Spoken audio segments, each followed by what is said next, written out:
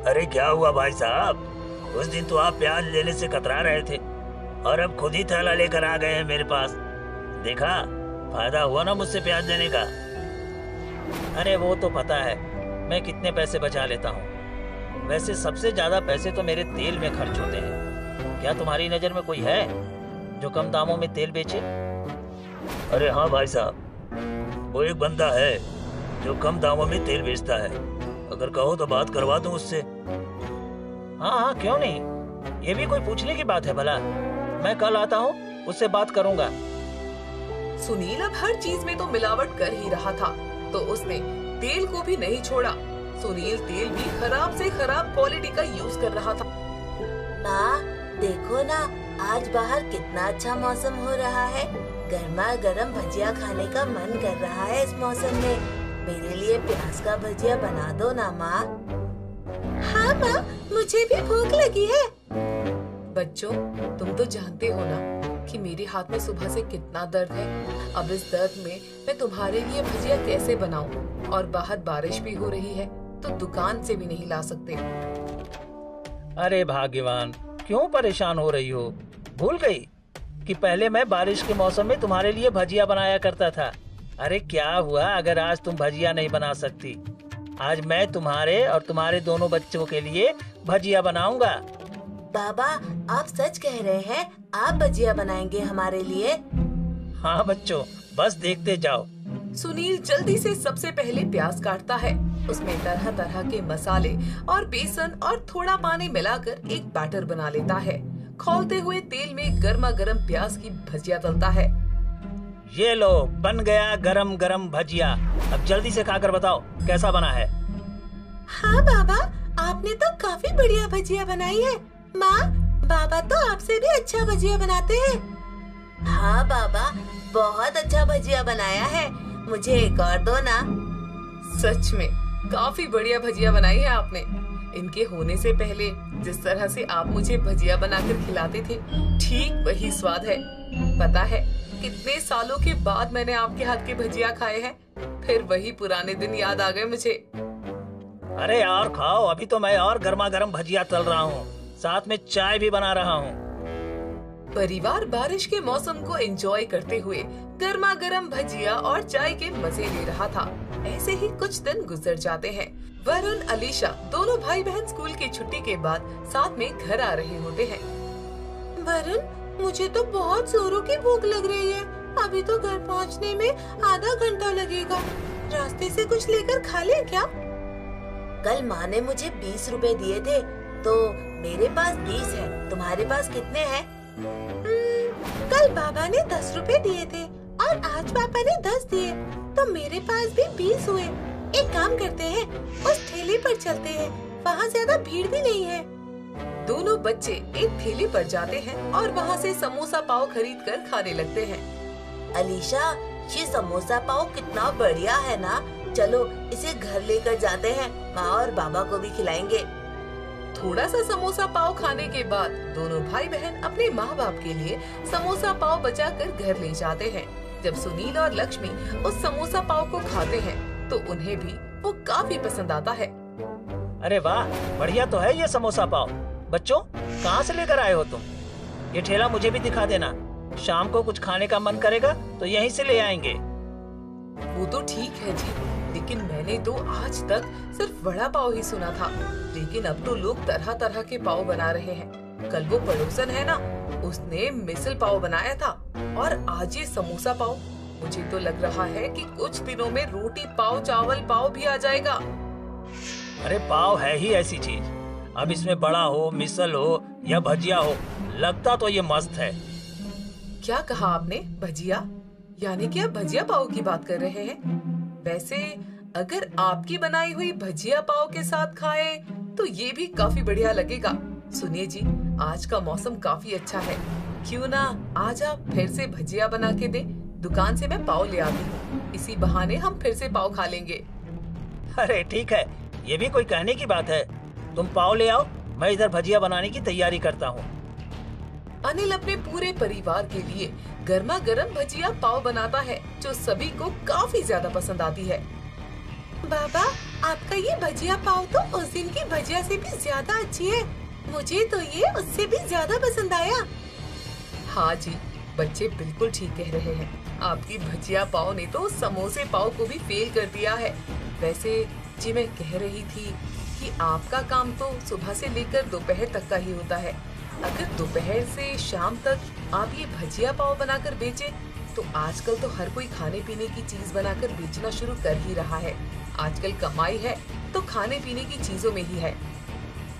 वैसे लक्ष्मी, तुम कह तो ठीक ही रही हो। दोपहर से लेकर रात तक मैं तो घर पर खाली ही बैठा रहता हूँ। इससे अच्छा कुछ काम करूँगा तो घर में 4 पैसे तो आएंगे। सुनील अपने दोस्त से बात करता है और किराए पर एक ठेला ले लेता है। वहीं लक्ष्मी फिर से एक बड़ी कढ़ाई, स्टोव और सिलेंडर उस ठेले पर रख देती है। तो वहीं सुनील भजिया पाव का सारा सामान ठेले पर रखकर अगले दिन अपनी पत्नी के साथ बाजार चला जाता है और ढेर सारे भजिया पाव बनाकर तैयार कर देता है। कुछ ही देर में लोग सुनील के ठेले पर आते हैं। अरे भैया, खाने के लिए कुछ है क्या? बड़े जोरों की भूख लग रही है ना भाई साहब? ये देखिए, मैंने अभी गर्मा गर्म पाव भाजी बनाई है। अरे क्या कहा भैया? पाव? बड़ा पाव, समोसा पाव तो सुना था और खाया भी था, लेकिन ये भजिया पाव क्या है? कोई नई चीज आई है क्या मार्केट में? ऐसा ही समझ लीजिए भाई साहब, एक बार खाकर तो देखिए, आपको भी खूब पसंद आएगी। सुनील उस ग्राहक को गर्मा गर्म भजिया पाव खाने के लिए देता है, जिसे खाकर वो ग्राहक काफी खुश होता है। भाई साहब, आपने सही कहा था, ये भजिया पाव तो बड़ा लाजवाब, मजा आ गया खाकर। अरे मैंने तो पहले ही कहा था आपको, हमारा भजिया पाव है ही लाजवाब। और खाएंगे क्या? एक लगा दें? अरे ये भी कोई पूछने की बात है, मैं तो कह रहा हूँ कि एक नहीं 2 लगाइए। अपने पहले ही ग्राहक से अपनी भजिया पाव की तारीफ सुनकर सुनील काफी ज्यादा खुश था। अब वही जैसे जैसे शाम होने को आई थी, वैसे वैसे कई सारे ग्राहक सुनील के भजिया पाव के ठेले पर आ रहे थे और उसका बनाया हुआ भजिया पाव खाकर तारीफ कर रहे थे। ये पाव भजिया बड़ी कमाल की चीज है। मेरा तो एक पाव में ही आराम से पेट भर गया भाई। पेट तो मेरा भी भर गया है, लेकिन क्या करें, मन तो भरा ही नहीं। 30 रुपया में इतना अच्छा भजिया पाव मिल रहा है तो और क्या चाहिए। मैं तो सोच रहा हूँ कि अब ऑफिस खाना ले जाना बंद ही कर दूं और रोज यहीं आकर पाव भजिया खाऊं। जैसे जैसे दिन गुजरते हैं, वैसे वैसे सुनील के भजिया पाव खाने वाले ग्राहक भी बढ़ने लगे थे। अब तो सुनील को धीरे धीरे भजिया पाव के ऑर्डर भी मिलने शुरू हो जाते हैं। अरे भाई साहब, मुझे 20 पाव चाहिए, मिल जाएंगे दोपहर तक? हाँ भाई साहब, बिल्कुल मिल जाएंगे, बस समय बता दीजिए कितने बजे तक चाहिए। अरे यही कोई 1:30-2 बजे तक। ठीक है, तो आप 1:30 बजे आ जाइएगा, मैं तब तक 20 भजिया पाव तैयार करके रखूंगा।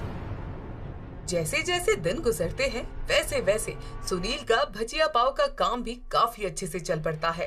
सुनील ने बहुत ही कम वक्त में काफी सारे ग्राहक बना लिए थे। ऐसे ही कुछ दिन गुजर जाते हैं। सुनील आज अपना भजिया पाव का ठेला लेकर जल्दी हटाकर भजिया पाव बनाने के लिए सामान लाने मंडी जाता है, लेकिन बीच रास्ते में ही बारिश शुरू हो जाती है। अरे इस बारिश को भी अभी शुरू होना था, अभी तो मैं सामान लेने के लिए निकला ही था। इस बारिश को देखकर तो लगता है कि बारिश 3-4 घंटे से पहले नहीं कम होगी। अभी तो मुझे सारे काम भी करने हैं, अब क्या करूं, कैसे लाऊं सामान। सुनील इतना बोल ही रहा होता है कि तभी उसे थोड़ी दूर पर एक छोटी सी प्याज की दुकान दिखती है, जिसे देख सुनील जल्दी से भागता हुआ उस प्याज की दुकान पर जाता है। अरे भाई साहब, ये प्याज कैसे दिए? देखने में तो काफी ज्यादा बासी दिख रही है। भाई साहब, दे भी तो रहा हूँ 20 रुपए किलो, वरना मंडी में 50 रुपए से कम नहीं मिलेगी। क्या लेना है तो ले लो, पूरी मंडी में कहीं नहीं मिलेगी। अरे कहाँ 50 रुपए किलो प्याज है और तुम 20 रुपए किलो दे रहे हो? कहीं प्याज अंदर से सड़ी हुई तो नहीं है? देखो भाई साहब, मैं झूठ तो आपसे बोलूँगा नहीं, थोड़ी बहुत प्याज तो सड़ी होगी तो उसको काट कर फेंक देना। थोड़े न पुराना प्याज है, लेकिन पैसे भी तो बच रहे हैं।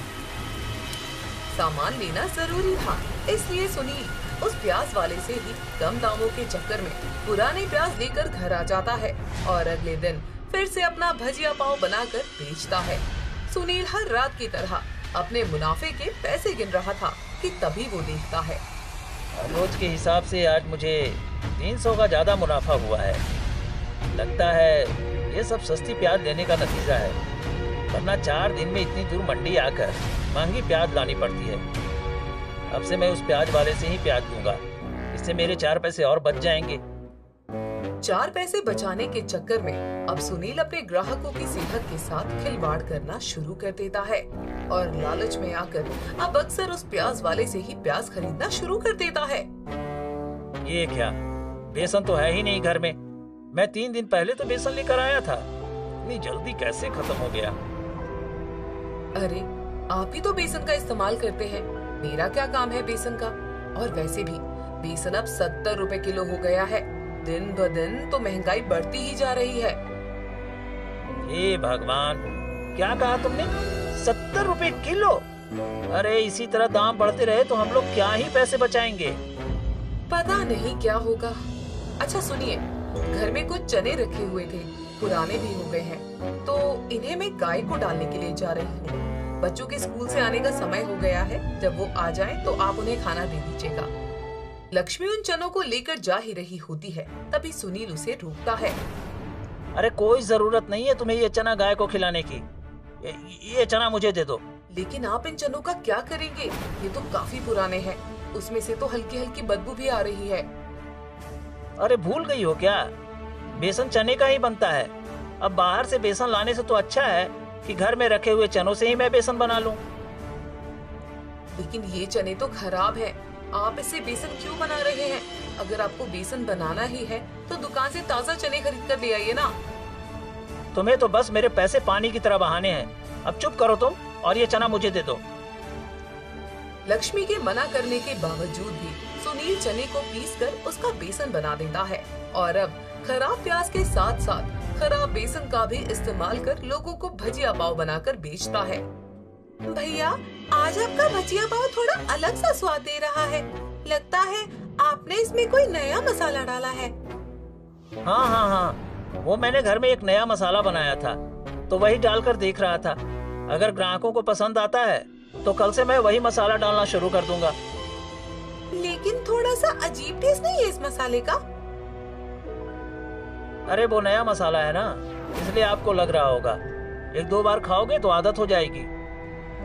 अपने 4 पैसे के मुनाफे के लालच में आकर सुनील अब ग्राहकों की सेहत के साथ खिलवाड़ करना शुरू कर देता है। जैसे जैसे सुनील के पैसे बचते जा रहे थे, वैसे वैसे अब सुनील के अंदर भी लालच बढ़ता जा रहा था। आज तो पूरे 200 रुपए का मुनाफा हुआ है। बस सुनील, मानना पड़ेगा। देख रही हो लक्ष्मी, कितने पैसे बचा लिए हमने। अगर इसी तरह रहा तो एक दिन हम छोटे से घर को छोड़कर एक बड़े से घर में जाएंगे। हमारे वरुण और अलीशा का एक बड़ा सा कमरा होगा, दोनों एक बड़े से स्कूल में जाएंगे और तुम्हें भी फिर ये सस्ती सस्ती साड़ियाँ नहीं पहननी पड़ेगी और मैं भी अपने लिए कोट पैंट सिलवा लूंगा। हाँ, और हाँ, एक बाइक भी ले लूंगा। अरे बड़ा शौक है ना बाइक पर घूमने का। फिर देखना मैं तुम्हें कहाँ कहाँ घुमाता हूँ बाइक पर। ये आप क्या कर रहे हैं जी? आप पहले की तरह काम क्यों नहीं कर रहे? पहले भी तो हमारा मुनाफा होता था ना, हम 4 पैसे बचा लेते थे। लेकिन इस तरह ग्राहकों की सेहत के साथ खिलवाड़ कर आप ये पैसे बचा कर भी क्या करेंगे? लालच धोखाधड़ी से बचाया हुआ पैसा ज्यादा दिनों तक इंसान के पास नहीं टिकता है जी।